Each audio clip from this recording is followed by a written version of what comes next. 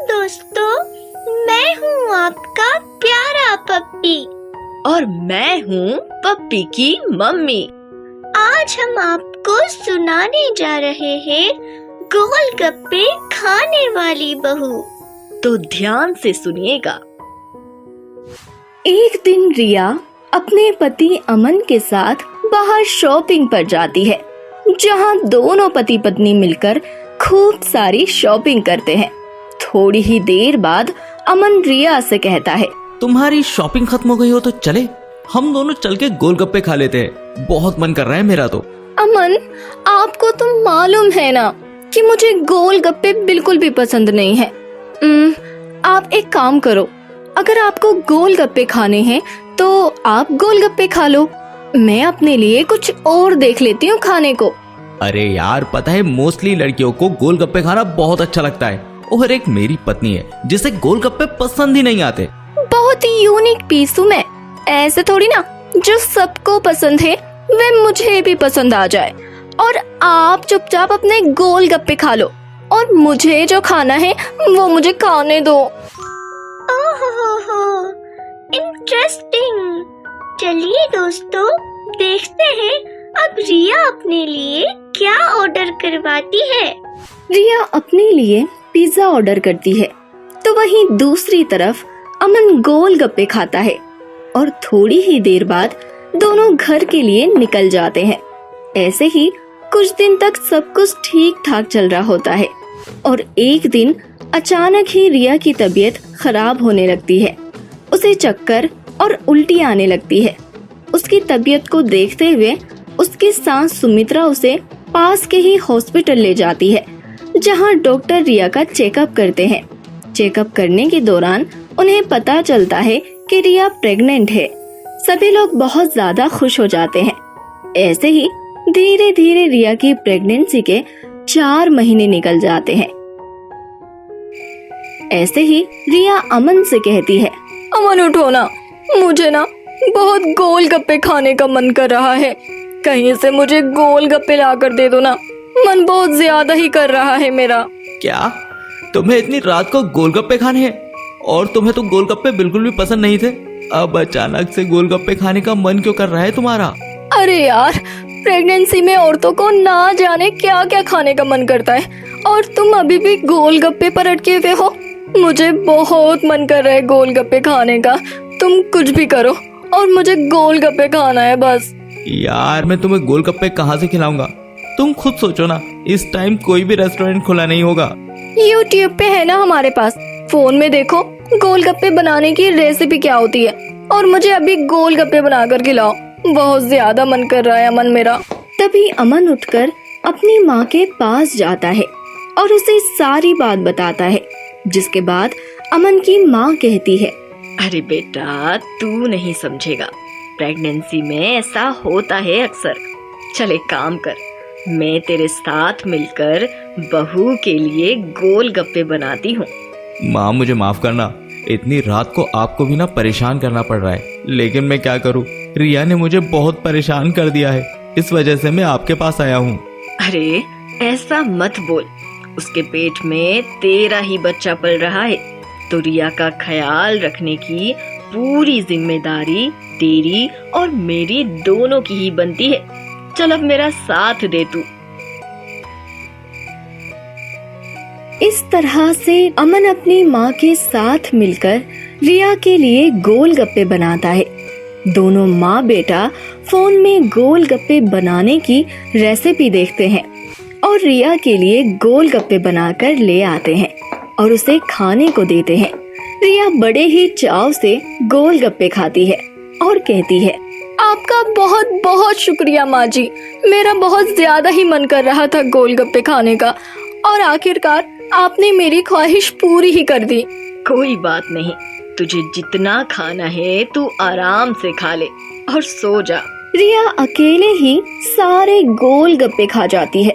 बेचारा अमन रिया को इस तरह से खाता देख मन ही मन कहता है, हे भगवान, कैसे अकेले खाई जा रही है, एक बार भी माँ और मुझे नहीं पूछा इसने गोलगप्पे के लिए।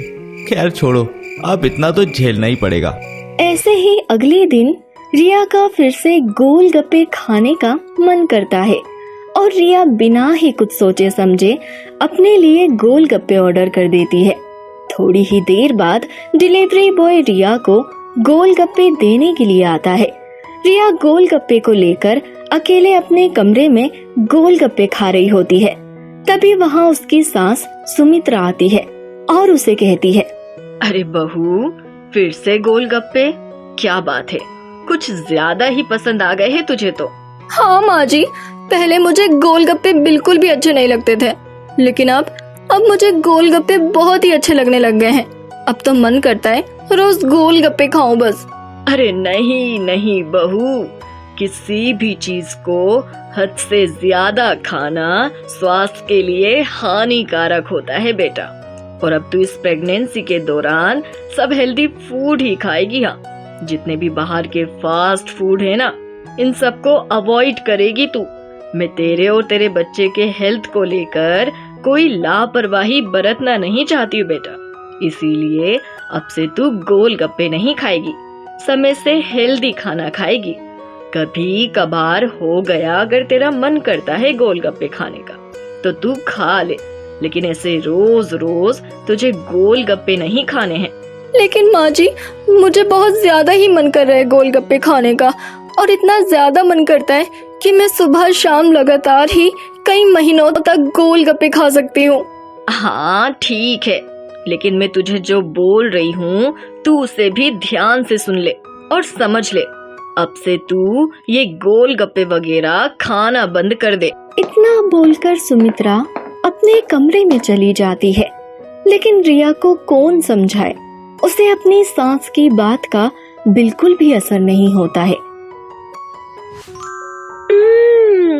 क्या रिया सच में गोलगप्पे खाना कम कर देगी या नहीं, वो तो आगे की कहानी देखने पर ही पता लगेगा। देखते ही देखते रिया का 7वां महीना लग जाता है और इस दौरान रिया छुप छुप कर बाहर के ठेले से गोलगप्पे खाया करती थी। रिया को बस गोलगप्पे खाने से मतलब था। उस समय वे ये भी भूल गई थी कि वो जहाँ के गोलगप्पे खा रही है वे हाइजीनिक है भी या नहीं। ऐसे ही एक रात रिया के पेट में जोर से दर्द होने लगता है। उसका ये दर्द देखकर सुमित्रा और अमन दोनों ही उसे हॉस्पिटल ले जाते हैं, जहां डॉक्टर उसे एडमिट कर लेते हैं। थोड़ी देर बाद डॉक्टर बाहर आते हैं और डॉक्टर सुमित्रा और अमन से कहते हैं, देखिए, हमें रिया का ऑपरेशन करना होगा। रिया के पेट में फूड पॉइजनिंग हो गई है। बहुत ज्यादा बाहर का खाने की वजह से उसके पेट में बनने वाला खाना जहर हो गया है। आप लोगों को अपनी बहू का ध्यान देना चाहिए था। अभी तो रिया की प्रेगनेंसी के दिन भी पूरे नहीं हुए हैं और ऑपरेशन। देखते हैं दोस्तों आगे क्या होता है। डॉक्टर, अभी तो बहू का 7वां महीना चल रहा है, फिर उसका ऑपरेशन। देखिए, अगर हमने रिया का ऑपरेशन नहीं किया तो उसके बच्चे की जान को खतरा हो सकता है। बहुत ज्यादा बाहर की चीजें खाने से रिया को फूड पॉइजनिंग हो गया है। जो माँ खाती है प्रेगनेंसी के दौरान वही बच्चे को जाता है। इससे बच्चे की हेल्थ पर काफी असर पड़ता है, इसलिए हमें इसका ऑपरेशन करना होगा। ठीक है डॉक्टर, आपको जो सही लगता है आप वो कीजिए, लेकिन मेरी बहू और बच्चे को बचा लीजिए। थोड़ी देर बाद डॉक्टर रिया का ऑपरेशन करते हैं। ऑपरेशन करने के बाद चच्चा बच्चा दोनों ही सही सलामत होते हैं, लेकिन रिया का बच्चा काफी ज्यादा कमजोर था और प्रीमेच्योर बेबी था, जिस कारण डॉक्टर को बेबी वे हॉस्पिटल में ही रखना पड़ता है। कुछ दिनों बाद डॉक्टर रिया को डिस्चार्ज कर देते हैं, लेकिन बेबी हॉस्पिटल में ही रहता है। इतना सब होने के बाद रिया को अपनी गलती महसूस होती है। उसे खुद के किए पर बहुत ज्यादा पछतावा होता है और वे रोते हुए अपनी सास से कहती है, माँ जी, आज मेरी गलतियों की वजह से मेरे बच्चे को हॉस्पिटल में ही रहना पड़ रहा है। सही कहा था आपने, किसी भी चीज का इतना सेवन मत करो कि वे हमारे स्वास्थ्य पर बुरा असर करे। मैं भूल गई थी कि मेरे साथ साथ मेरे बच्चे का स्वास्थ्य भी मुझसे ही जुड़ा हुआ है। लेकिन मैं अपने स्वाद के चक्कर में अपने बच्चे को भूल गई थी और आज उसी का खामियाजा मेरे बच्चे को भुगतना पड़ रहा है। बहू, जो हुआ उसे तो हम ठीक नहीं कर सकते, लेकिन ऐसी गलती हमसे दोबारा ना हो ये तो हम कर ही सकते हैं ना। कभी कभार अगर खाने का मन करे तो हम खा सकते हैं, कोई दिक्कत वाली बात नहीं है। माँ जी, और कितना समय लगेगा? मतलब कितने दिन और रखेंगे मेरे बच्चे को हॉस्पिटल में? रिया, तेरा बच्चा समय से पहले ही जन्म लिया है, इसीलिए जब तक उसका 9वां महीना पूरा नहीं हो जाता तब तक डॉक्टर उसे हॉस्पिटल में ही रखेंगे बेटा। सब मेरी ही गलती है। अब जो हुआ उसे भूल जा और चिंता मत कर। 1-2 महीने बाद डॉक्टर खुद बच्चे को तुझे दे देंगे। ऐसे ही रिया के बच्चे का 9वां महीना पूरा हो जाता है। समय पूरा होने पर डॉक्टर रिया को उसका बच्चा दे देते हैं। बच्चा मिलने के बाद रिया बहुत ज्यादा खुश हो जाती है।